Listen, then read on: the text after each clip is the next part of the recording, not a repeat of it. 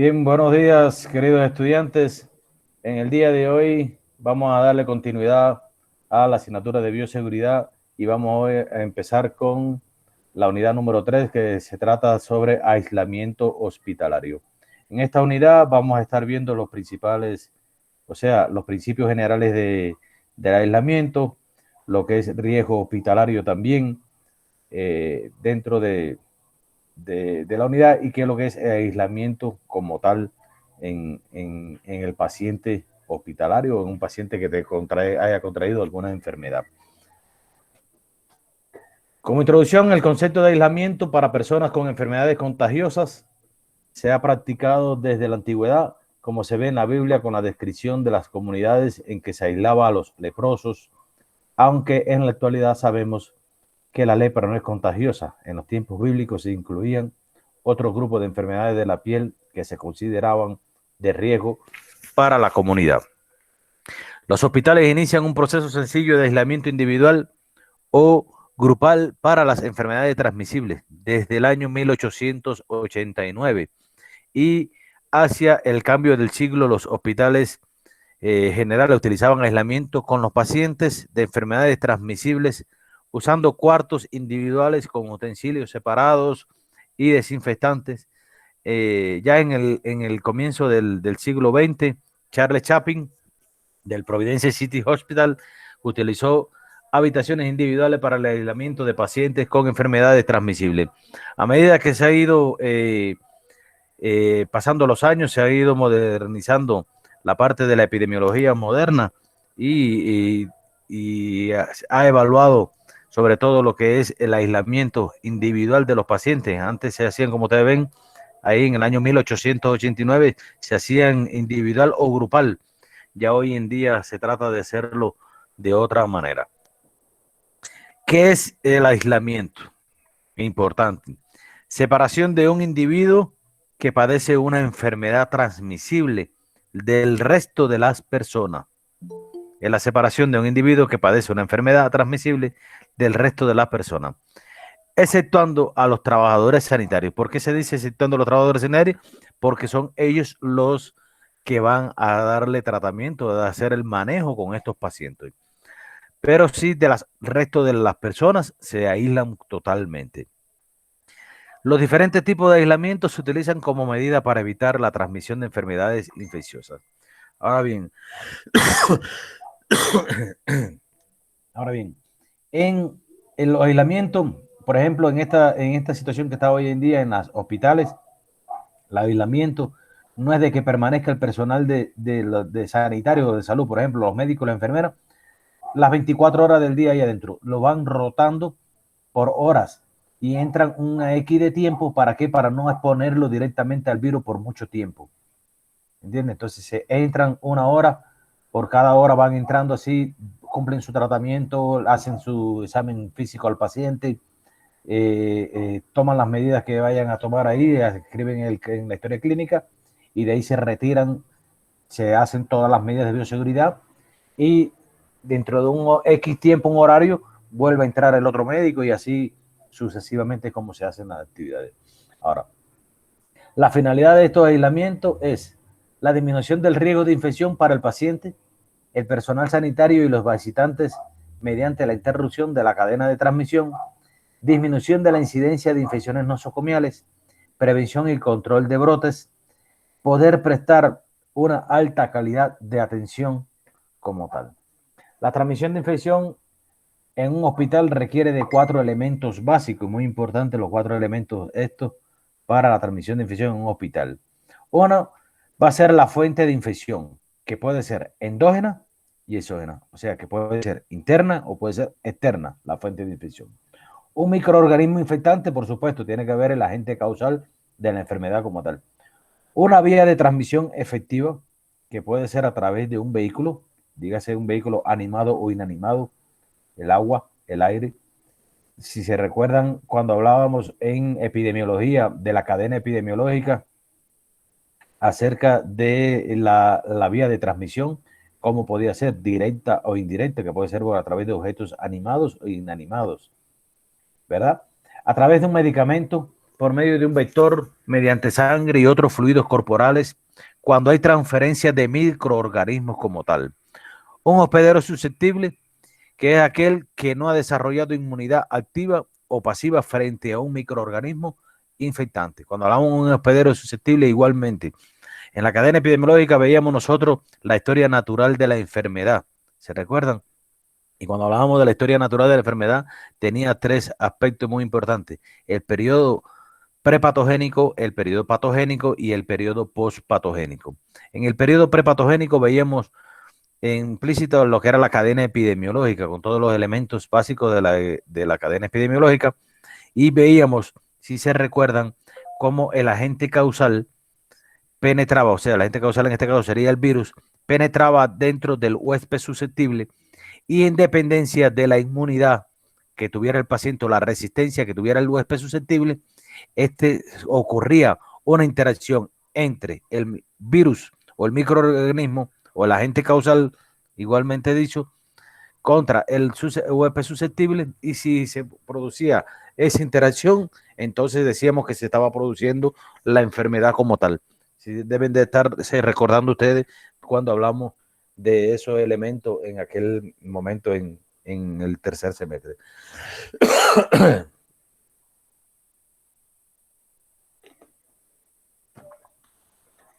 Como objetivo, las precauciones de aislamiento: cortar primeramente la cadena de transmisión del agente infeccioso. Es lo primero que se hace, cortar la cadena, porque al tú aislar al paciente, sacarlo del medio donde está, es lo primero que estamos haciendo, es cortando la cadena de transmisión del agente infeccioso. Disminuir la incidencia de infección nosocomial, cuando estamos hablando dentro de las infecciones nosocomiales, que lo vieron igual en el tercer semestre, que van a ser aquellas que se adquieren dentro de las instituciones hospitalarias como tal. Prevenir y controlar los brotes, racionalizar el uso de recursos y mantener la calidad en la atención del hospital como tal. Existen varias características de las precauciones como tal que hay que tener en cuanto al aislamiento. Y uno que es electivo, en dependencia de la enfermedad que tenga el paciente, porque no solamente es contra virus, también es contra gérmenes patógenos, como díganse bacterias, dígase la meningoencefalitis bacteriana o la meningoencefalitis meningocócica, que son altamente contagiosas, siempre se aíslan, independencia del tipo de virus o enfermedad, es que nosotros aislamos al paciente. Al igual que, por ejemplo, el paciente con una tuberculosis pulmonar se aísla también, y no solamente el aislamiento es sacar al paciente del medio, sino es tomar otras medidas de seguridad también. No es invasivo, es insustituible, interviene todo el equipo de salud, son económicas, no requieren para su aplicación recomendación u orden médica como tal. Dentro de la clasificación de las precauciones están las precauciones estándar. Ahora, en las precauciones estándar se aplican a los siguientes fluidos: sangre, semen, fluido vaginal, líquido amniótico, el líquido encefalorraquídeo, el líquido pericárdico, líquido peritoneal, líquido pleural, líquido sinovial, la leche materna y la saliva. Tal vez le pueda surtir alguna duda a ustedes, como en grupos anteriores. La leche materna, ¿por qué? ¿Por qué? Porque si la madre, por ejemplo, tiene algún virus, alguna enfermedad infectocontagiosa, a través de la leche materna puede ser una vía de transmisión también muy importante hacia el recién nacido o el lactante como tal. Por eso se dice que está dentro de los fluidos que hay que tener de tomar precauciones estándares al aplicar estas medidas de aislamiento, ¿verdad? De esa manera. Al igual que la saliva, al estar expuesto uno cerca con otra persona, nos estamos exponiendo a enfermarnos también. Esa es una de las razones por qué está la leche materna también. Está la protección personal según la necesidad. Hoy en día, según la necesidad, no hablaríamos ya según la necesidad, sino todo es una necesidad obligatoria ya, la protección a todo el personal sanitario. Y no solamente como ponemos aquí gorro, protección facial, bata o delantales plásticos, porque cuando hablamos de bata hablamos de los mandiles. Ya aquí hay que estar usando, cuando estamos expuestos a pacientes de este tipo, hoy en día hay que usar todo lo que es la mascarilla, las gafas para la protección de la vista, guantes, y todo esto se desecha una vez que sale uno del medio donde está, o sea, de la zona roja donde está con los pacientes en este momento. Se deberá disminuir el riesgo de accidentes. ¿Cómo vamos a teniendo en cuenta todas las medidas de bioseguridad? No enfundar las agujas ya utilizadas, todo eso lo sabemos. Utilizar sistemas libres de agujas en lo posible. O sea, no, cuando hablamos de agujas libres ya es tomarla con la capucha, quitarla y retirarla de la capucha totalmente. Utilizar un cauterio cada vez que sea indicado. Pasar los instrumentos cortantes en una bandeja de transferencia. Remojar exhaustivamente el sitio afectado con agua, lavar con agua y jabón el lugar afectado, reportar el incidente a salud ocupacional de inmediato, porque una vez cuando reportamos el incidente, cuando se produce algún accidente en un personal de salud, enseguida hay que notificarlo a salud ocupacional para tomar todas las medidas de bioseguridad en este paciente y todos los exámenes complementarios requeridos para el efecto, para tal daño que se haya producido. Y se saca de circulación al trabajador en ese momento. Ahora, dentro de las precauciones por contacto, como dije anteriormente, las precauciones estándares, las precauciones por contacto serían las otras. Estas agrupan las precauciones entéricas como tal, de la calcificación anterior de piel y heridas con microorganismos multiresistentes. Se recomienda el uso de guantes, tapabocas, batas cuando se va a tener contacto directo con el paciente. Todo el traje que debemos de utilizar a la hora de tener el lavado correcto de las manos antes y después de tener contacto con el paciente y de preparar cualquier solución o cualquier medicamento de esto, tenemos que prepararnos siempre lavarnos la mano antes y después de tener contacto con el paciente. Se debe advertir siempre a todo el equipo de salud mediante una señalización adecuada en ese paciente específico. Aplicamos precauciones de contacto. Hay pacientes que puedan estar en una unidad de aislamiento, por ejemplo, y uno puede tener hoy en día, por ejemplo, el virus del COVID-19, pero puede haber algún paciente que tenga, por ejemplo, alguna meningoencefalitis bacteriana. Hay que ver hasta qué límite nosotros podemos poner una barrera de precaución ante estos pacientes. O sea, de hecho, hay que ponerla y tener identificado cada paciente. Este de COVID y este de una meningoencefalitis bacteriana. Post-estreptocócica puede ser también de esa manera.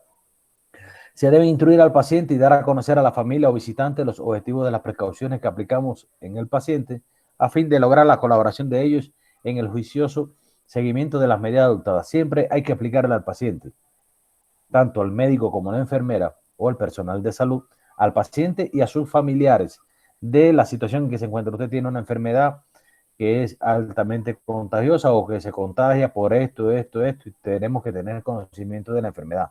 ¿Cuál es la vía de transmisión? ¿Qué tiempo? ¿Cuál es el periodo de incubación? ¿Qué tiempo dura? ¿Cuáles son los signos y síntomas asociados a la enfermedad? Que ante cualquier signo y síntoma de esto, acudir a un médico más cercano para tomar las medidas de protección y protocolos estándar para darle un seguimiento correcto a los pacientes. ¿De acuerdo? Ahora están las precauciones por gotas, que esta transmisión ocurre cuando partículas mayores de 5 micras generadas al hablar, toser o estornudar quedan suspendidas en el aire hasta 1 metro de distancia al hablar y hasta 4 metros al toser o estornudar. Fíjense, nosotros decimos hay que estar 2 metros cuando más de distancia, 2 metros para aquellos pacientes que no estornudan o no tosen. Pero el paciente cuando tose o estornuda puede alargar y pueden llegar hasta 4 metros de distancia cuando el paciente estornuda o tose. Entonces, esas microgotas de saliva que pueden estar contagiadas, no podemos nosotros infecto contagiar también. Entonces, por eso es siempre bueno siempre aguardar todas la distancia hoy por hoy, porque ya hoy se ha ido perdiendo y han ido subiendo todos los casos a nivel de los hospitales. También son signos alarmantes aquí que dicen, están colapsados los hospitales. Hay tantos fallecidos, pero ¿por qué? Usted va al hospital del IES, ¿cuántas salas de terapia intensiva hay? Una sola. ¿Cuántas camas hay? 5. Entonces tienen que haber más de 5 pacientes. Por eso es que se dice que está colapsado. Y eso lo que hace es aplicar, o sea, darle temor a los individuos, crear caos en la población y demás. ¿De acuerdo? También estornudar lanzadas a corta distancia y no permanecer en el aire. Ejemplo, la meningitis, el estafilococo, el COVID, etcétera. Están las precauciones por aerosol, que son las partículas menores de 5 micras que permanecen en el ambiente. Ejemplo, la varicela, el herpes, el zóster, el H1N1, la tuberculosis pulmonar, el virus del COVID-19 también. Dentro de sus especificaciones, en estas precauciones, teniendo siempre en un cuarto aislado, con presión negativa de aire, puerta cerrada, ventanas abiertas, si no existe tal sistema como tal. Tapabocas de alta eficiencia, N95 casi siempre son los que mejor. De esto, el transporte del paciente limitado y en caso necesario colocar el tapaboca también a los pacientes, porque no solamente nosotros colocarnos los tapabocas, sino al paciente también para evitar de que haya mayor propagación de la enfermedad de estas microgotas, de estos aerosoles como tal. Bata solo si hay riesgo de salpicadura. No creo ya hoy en día así. Ya hoy en día hay que usarla obligatoriamente, haya o no haya riesgo de salpicadura. El estricto lavado de las manos, muy importante, eso es lo que más no puede nosotros evitar que nosotros nos contagiemos, es el lavado de las manos. Los artículos contaminados deben desinfectarse antes de ser desechados siempre. En el aislamiento hospitalario, el uso de máscaras con filtros de uso individual debe adaptarse perfectamente al entorno de la cara. Casi siempre eso es cuando lo vamos a estar aplicando oxigenoterapia al paciente. No debe usarse atmósfera contenido de mayor de 19,5% de oxígeno. Debe desecharse si se deforma, humedece con transpiración o se salpica con sangre u otro fluido biológico. El personal expuesto debe realizar controles periódicos. Puede hacer la prueba de Mantoux, que es para la tuberculosis pulmonar también, rayo X de tórax, cada 6 meses, 12 meses, según estimación de riesgo. Y hoy en día aquí para el COVID, que se está haciendo la PCR, que es la proteína C reactiva. Dentro de los usos de los elementos de protección personal, son un complemento indispensable de los métodos de control de riesgo para proteger, dígase, aquí estamos hablando del anestesiólogo, del enfermero, del médico, de todo en general, colocando siempre barreras en las puertas para evitar la transmisión de infecciones como tal. Dígase el uso de mascarillas protectoras oculares, el uso de mascarilla buconasal, de braceras, de uso de guantes, delantales de caucho, polainas, gorros,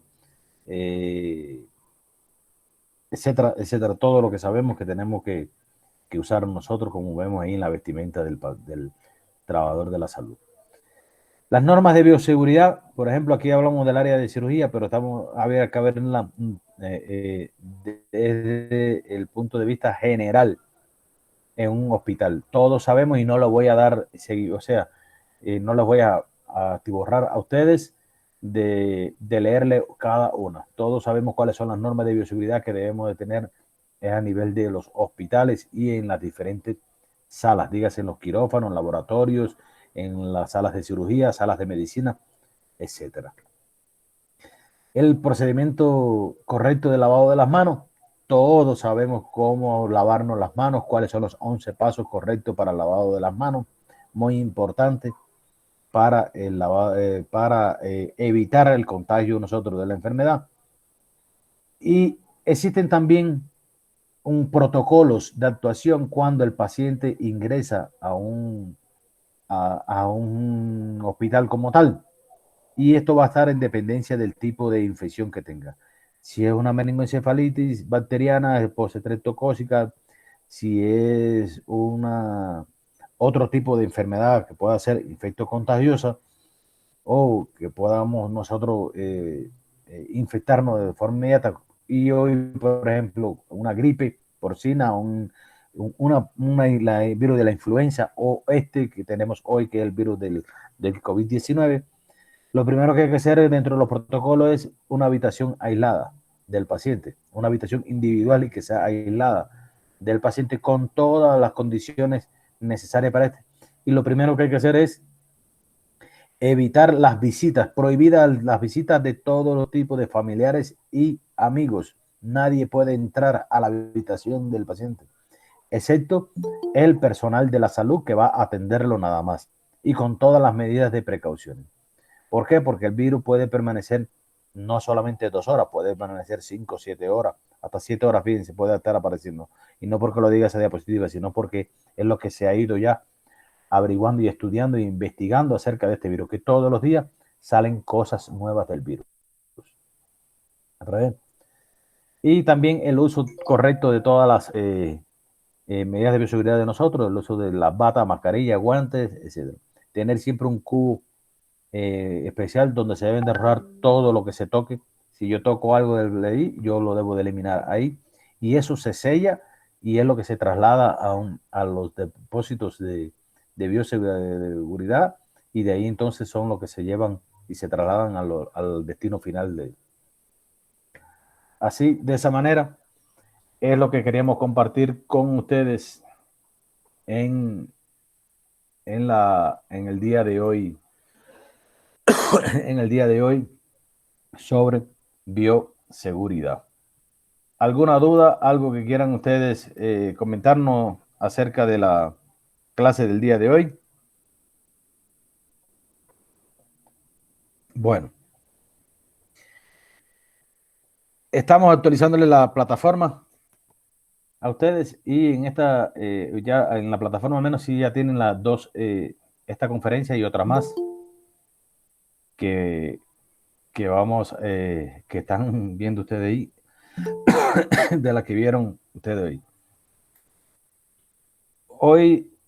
Hoy les voy a decir que estoy dejando entrar algunos estudiantes que están llegando tardes. La clase es a las 9 de la mañana. Yo nunca envío a las 9 menos 5, faltando 5 ni faltando 10 el enlace. Les voy a pedir, la próxima vez no dejo entrar a nadie a clase. 9 y 5 arranco con mi turno de clase. Y no se molesten en entrar porque no voy a entrar y tienen ausencia. ¿Oyeron? Así que tenemos que prepararnos porque sabemos que los martes a las 9 de la mañana hay que dar clase. Y los turnos, los enlaces siempre los mandamos con tiempo, nunca los mandamos al pegado. Tiene que ser que tengamos nosotros problemas con el internet también. Y no vamos a estarnos justificando siempre que no tenía internet, que se me colgó, que la cámara mía tiene problemas. Les pido que arreglen esos problemas porque ya llevamos tiempos con esto. ¿Oyeron? Ya no llevamos un mes ni llevamos 2 meses. Y siempre lo más fácil es decir, se me dañó la cámara del teléfono, que las cámaras del teléfono nunca se andan dañando mucho. ¿Oyeron? Entonces siempre nos justificamos en que se dañó la cámara, que el micrófono no me sirve y no sé qué, no sé cuánto, y siempre hay alguna justificación. Les digo que a partir de la próxima semana, 9 y 5, después que terminen las 9 y 5, nadie va a entrar a las clases. ¿Oyeron? Se los pido así para que no se molesten en estar insistiendo. Tienen ausencia y listo.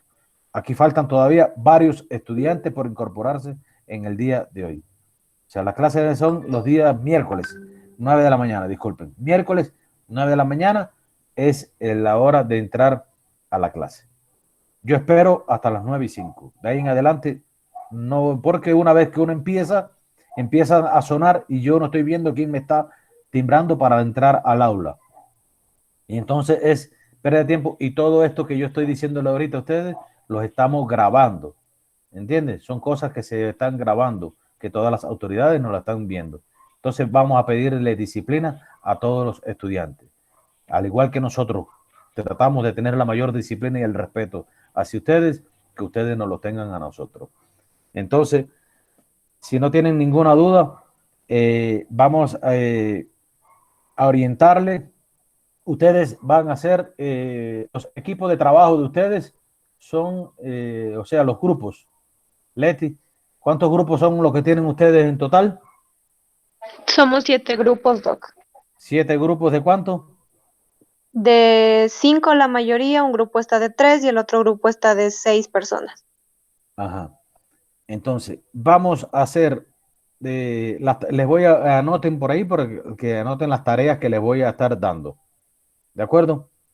Porque las voy a subir hoy a la plataforma. y les voy a dar la fecha, pero para la próxima semana vamos a hacer presentaciones grupales. ¿De acuerdo?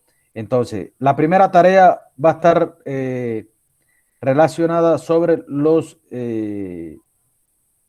principios generales de aislamientos.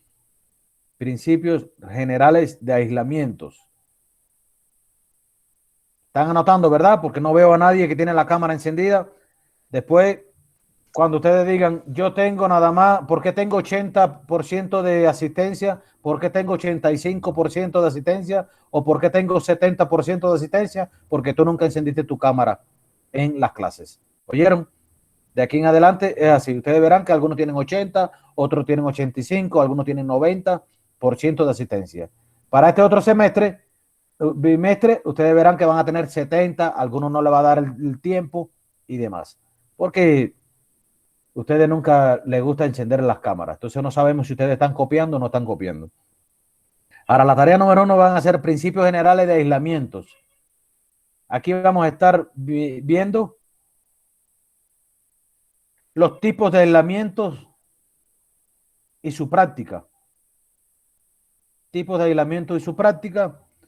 Los protocolos de actuación que hay que tener frente a los aislamientos hospitalarios.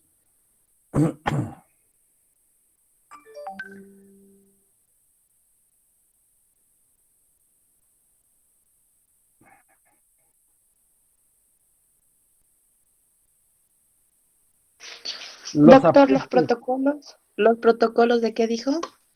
de aislamiento.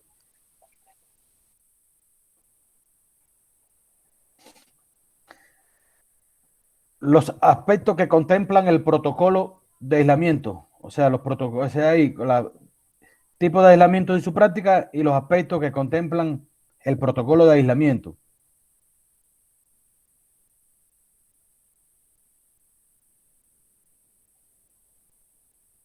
De ahí vamos a estar viendo también aislamiento del paciente con COVID-19. Ya que nosotros hoy estamos viviendo una pandemia, tenemos que estar hablando de COVID y saber que nos va a servir a nosotros para la vida profesional y para la vida personal. Nadie sabe si algún familiar o amistad de nosotros se enferma y no sabemos entonces de qué manera lo vamos a aislar. Entonces tenemos que estar preparados para esto.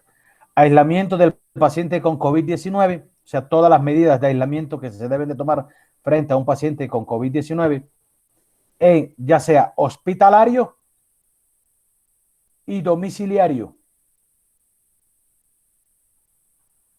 Aislamiento del paciente con COVID-19, hospitalario y domiciliario. Y las características del área de aislamiento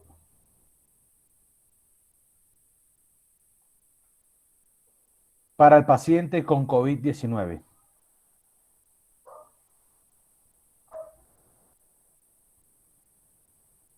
¿Podría repetir, por favor, características? Características del área de aislamiento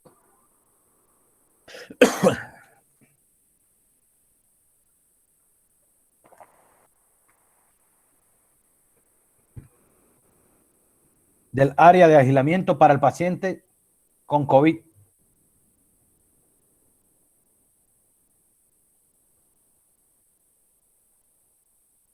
Esa es la tarea número 1 que vamos a hacer. La tarea número 2, riesgo hospitalario.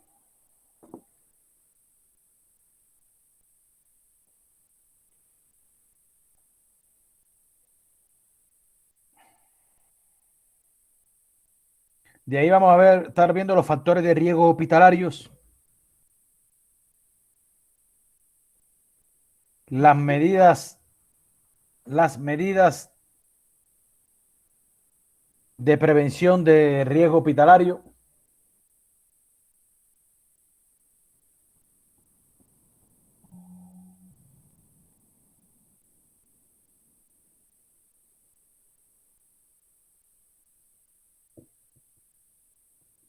y las medidas de prevención de riesgo hospitalario. Hasta ahí son las dos tareas que nosotros vamos a estar viendo en esta unidad que pensamos estar viendo. Ahora, para la próxima semana, para la próxima vamos a estar haciendo una presentación grupal en forma de taller, sobre los tipos de aislamiento, o sea, sobre la primera tarea o el primer deber que les orientamos, ¿de acuerdo? Todos los grupos se van a preparar en esto. Todos los grupos se van a preparar en esto, ¿de acuerdo? Ahora bien, cada grupo, son 7 grupos de 5, cada grupo, Leticia, me deben de enviar 10 preguntas de un cuestionario de 10 preguntas. Igual que lo hacíamos en el primer bimestre, ¿se recuerdan? Que esas mismas preguntas le van a servir a ustedes para sus exámenes. ¿De acuerdo? O sea, para la preparación de ustedes, porque muy parecida a esas preguntas siempre nosotros realizamos esto y basado en las conferencias y en lo que debatimos con ustedes.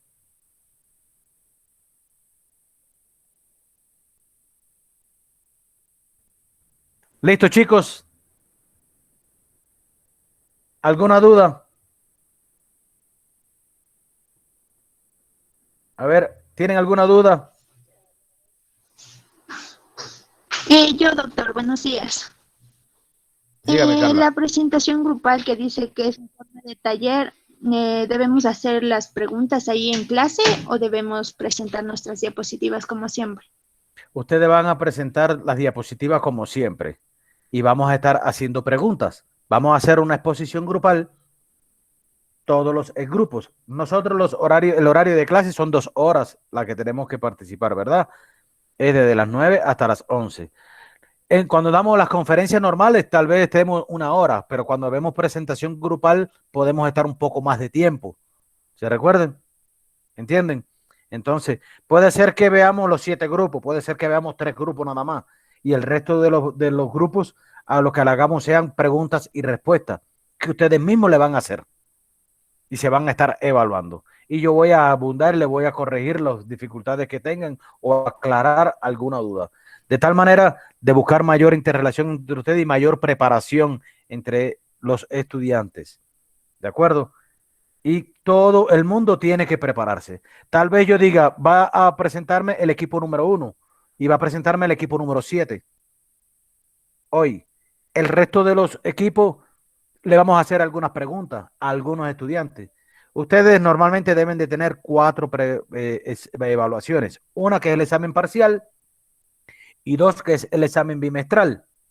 Las otras nosotros las promediamos junto con esa para que ustedes tengan un mejor promedio de calificación al final del semestre, ¿verdad? Entonces yo les pido a ustedes de que entre más evaluaciones tengan y mayor preparados estén, mejor promedio van a tener al final.